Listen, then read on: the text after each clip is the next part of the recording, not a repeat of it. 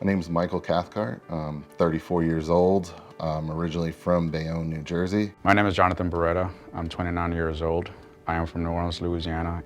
My name is Mary Tobin. I'm 39 years old, and I'm from the undisputed king of cities, Atlanta, Georgia. My name is Daniel Acosta. I'm 36 years old, and I'm from Joliet, Illinois. My name is Scott Bias. I'm 40 years old, and I live in Columbia, Missouri. I'm Orlando Perez. I'm 44 years old, and I live in Salt Lake City, Utah. My name is Daniel Dudek, 50 years old. I am from Chicago. My love for the Bears just started growing up in Chicago area. Our winters are rough, and there's nothing better to do than watch the Bears. But after witnessing 9/11, I was in high school. I felt that I needed to do something about it. The military was calling me. I was in Baghdad about 5 months before I got injured. I served as an explosive ordnance disposal technician. I was on a routine mission to disarm a roadside bomb. I went to look for it, and the bad guy and the bomb found me first. I love my city, and I love the Falcons. Even at a young age, I was completely dedicated, and it's because that team is not just another NFL team. For me, it represents my city, a symbol of pride for me. But I left the South and went way up north, and I decided to become a cadet at the United States Military Academy at West Point to venture into a journey to become an officer in the United States Army. I wanted to be General Patton. I wanted to be General MacArthur. Most of all, I sought out to become the best military officer that I could be. I was in the Marine Corps for 4 years. I was deployed 2 times to Afghanistan. I was M1A1 tank gunner. The gunner's responsibilities are to control the main gun. They also identify all the targets in case there's any enemy threats. For me, it was a culture shock whenever we first got into Afghanistan, and then it was also a culture shock of getting back out into the civilian world. I joined the Army in 2000. It was mostly to find a purpose in life. I was in the military for just over 4 years. In 2002, we got called up to go to Kuwait as preparation to invade Iraq. I joined the Navy in 2006. I was an avionics technician for F-18 aircraft. We're ensuring that the aircraft's going up, that the pilots are able to do their job for the guys on the ground. I joined the military between my junior and senior high school just for a challenge. I wanted to be tested just like I was on the football field and find how far I could go and how far my challenges could take me. When I was 18 years old, I joined the military. We were doing a training exercise out in the field, and I climbed the wall where I needed to rappel back out down, and I missed the grip of the rope. So I fell backwards and hit my spinal cord. A week later, I kept sleeping. I kept tripping a little bit. So my sergeant took me to the hospital, and an MRI found a tumor on my T4, T6 spinal cord. The doctor sat me down and said that after the surgery, I wasn't gonna be able to walk again. I can remember being scared, but I needed to be strong because there was nobody else that was gonna take care of my family other than me. The day I was wounded was 19 July 2007. I was the advisor for the 4,000-man brigade. We were just going from Taji, which is our base north of Baghdad, to Khan Bani Sad, and I was traveling with a 5-striker convoy.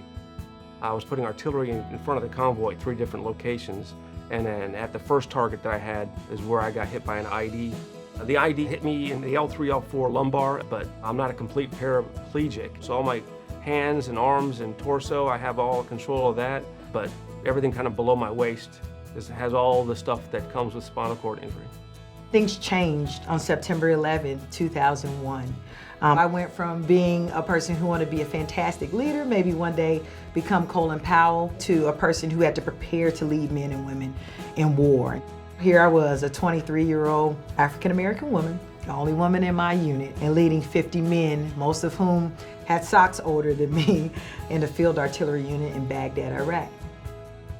I was awarded the Combat Action Badge while I was there because of some of the scenarios I was involved in. Post-traumatic stress is something that I deal with just from the combat, but I'll tell you, one of the things that I had with me was a Falcons jersey tacked up in my trailer as a reminder of my city.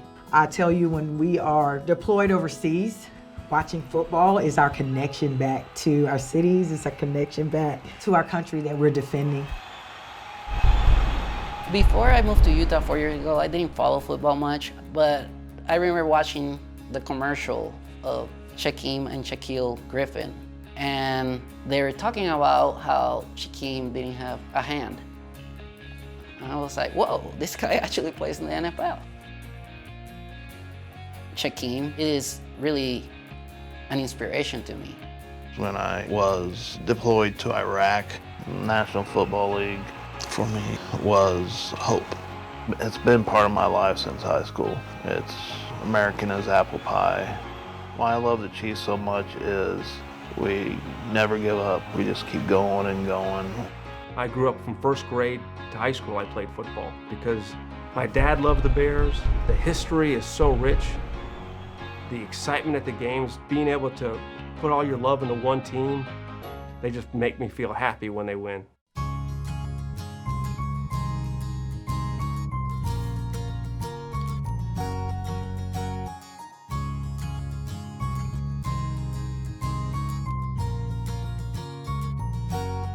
Dear Mary.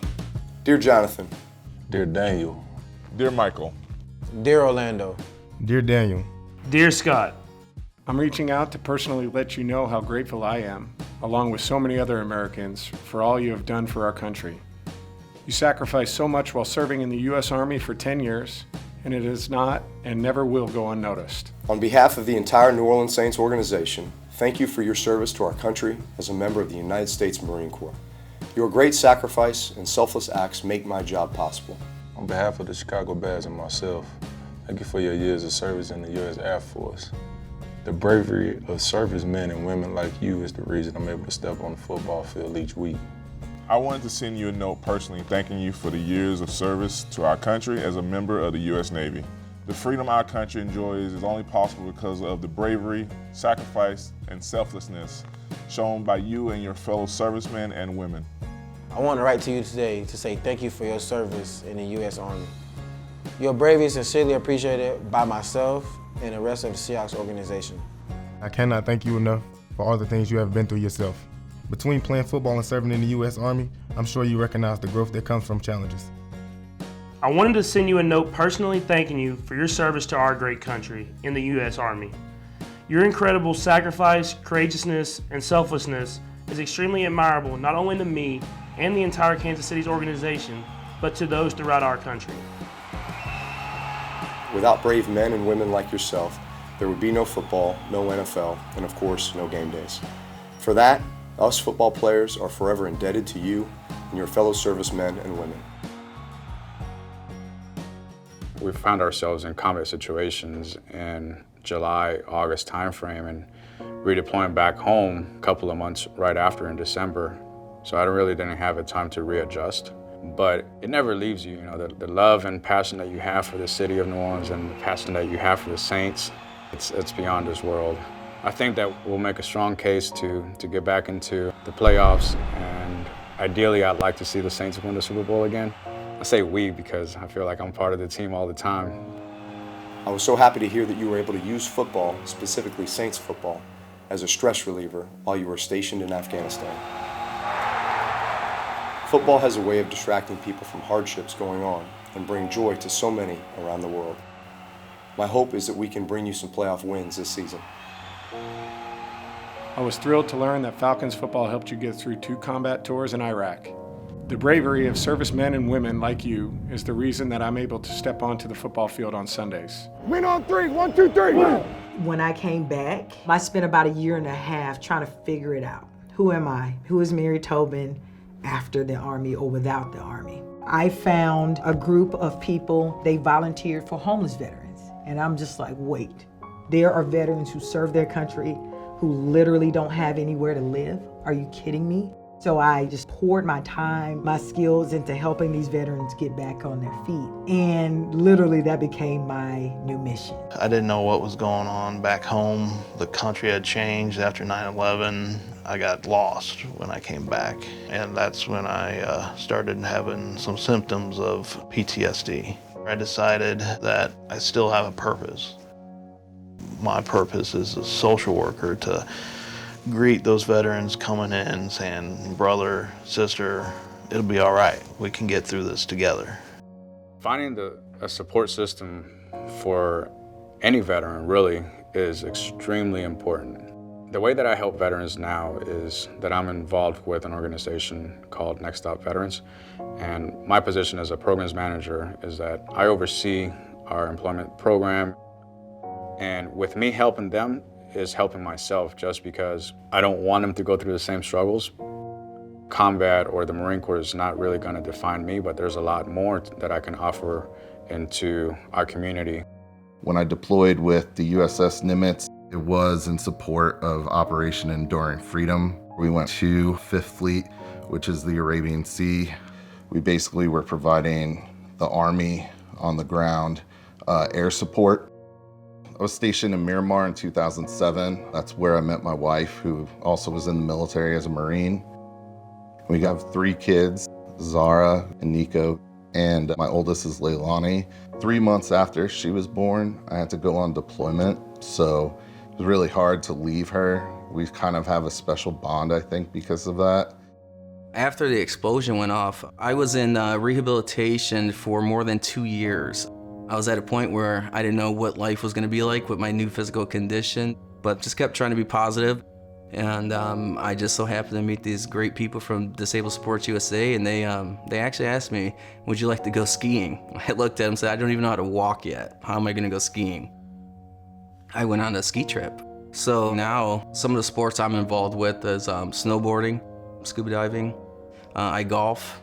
I've gone rock climbing, don't do that much after I dislocated my only shoulder.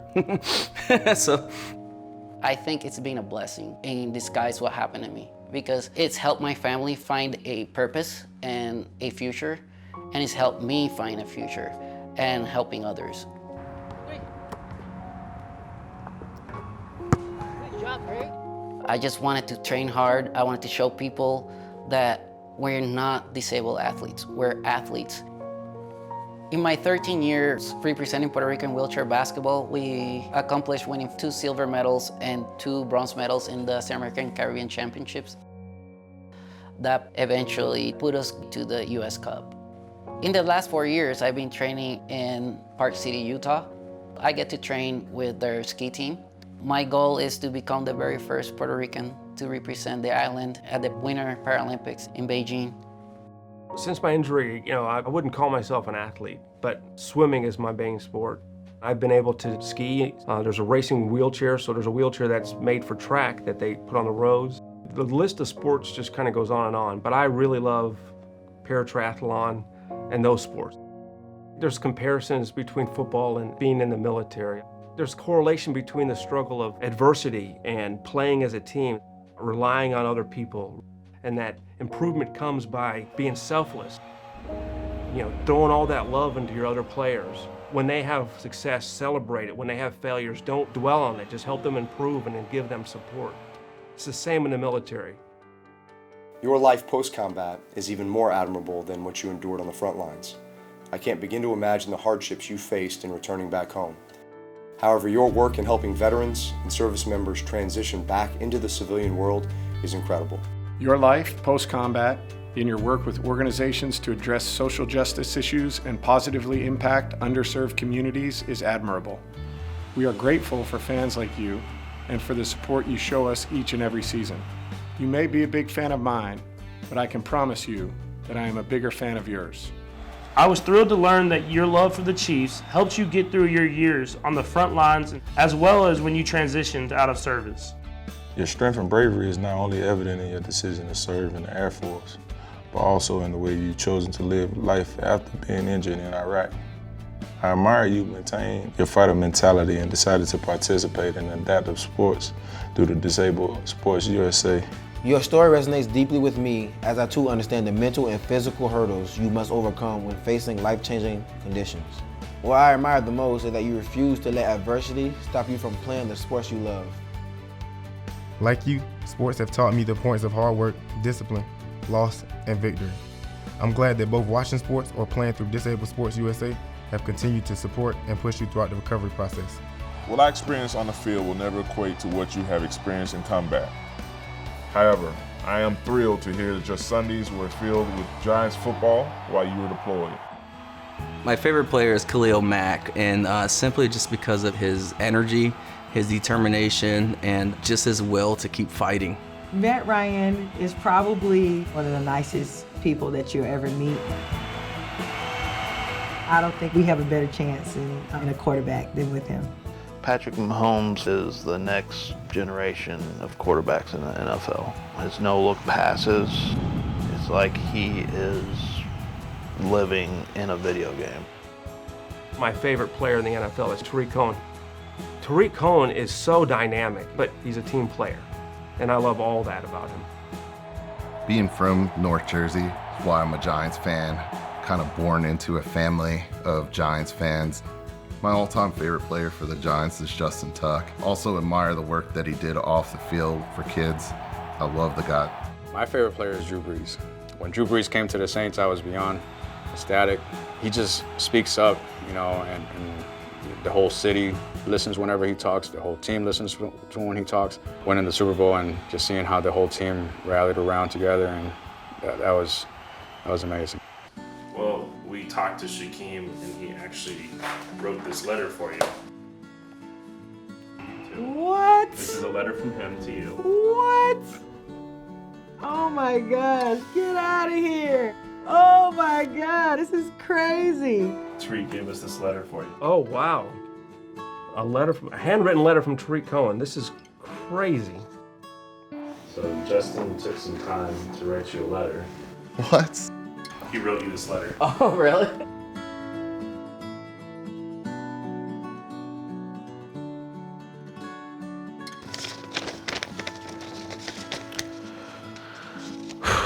Wow.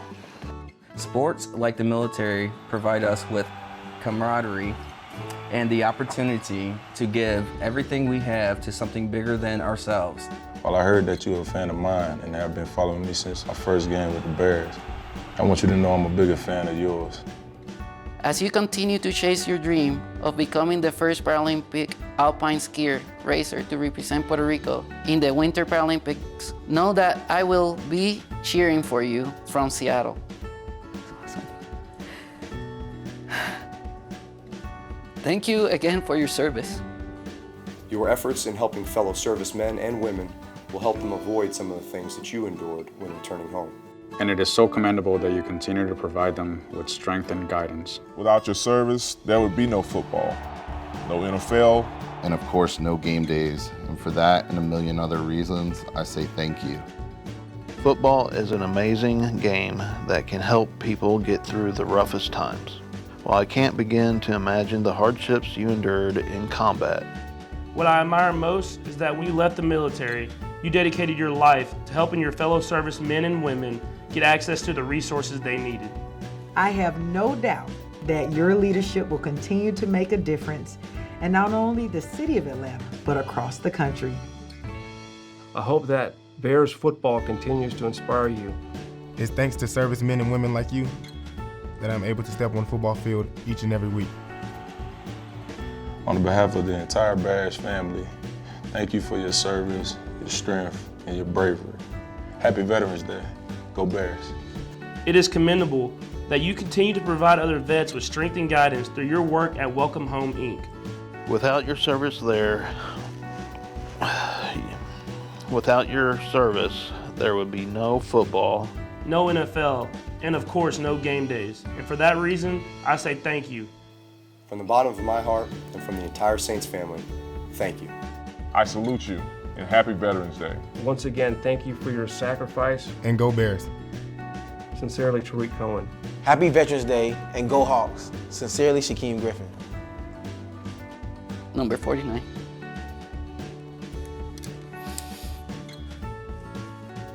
Happy Veterans Day, go Chiefs. Patrick Mahomes. Wow. Happy Veterans Day. Sincerely, Drew Brees, number 9. Who dat? He left that piece out there. From the bottom of my heart and from the entire Falcons Brotherhood, thank you. Happy Veterans Day. Rise up. In brotherhood, Matt Ryan. Sincerely, Justin Tuck. Go Giants, and God bless. That's awesome. Sincerely, Khalil Mack. It's pretty cool. Yeah, it's really cool. Number 2, this is fantastic. Oh my gosh. I don't know how I look getting emotional over this, but this is amazing. It makes me feel good. It makes me feel important. That somebody that I admire so much to write me a letter, take 5 minutes. I'm just overwhelmed when I read that, so I'm trying to get through it, but shaking a little bit. Man, it's just awesome to have a player do something like that, and that means the world to me. So thank you, Tariq Cohen. That's awesome. You know, it's things like this that helps me, veterans, people believe in the American dream. Go Chiefs! For Drew to say some of these words, the sacrifice doesn't go unnoticed, you know. It's pretty awesome. Thank you, Matt Ryan. Thank you, Falcons. And I think I'll treasure this forever. Thank you, Justin. I really appreciate the letter. Appreciate your support of our country and our military. Just thank you. When guys serve, they do it for their home, where they love most. So just to see that, hear that, it's just a little bit of a reminder that we're back home. Thank you, Shaquem.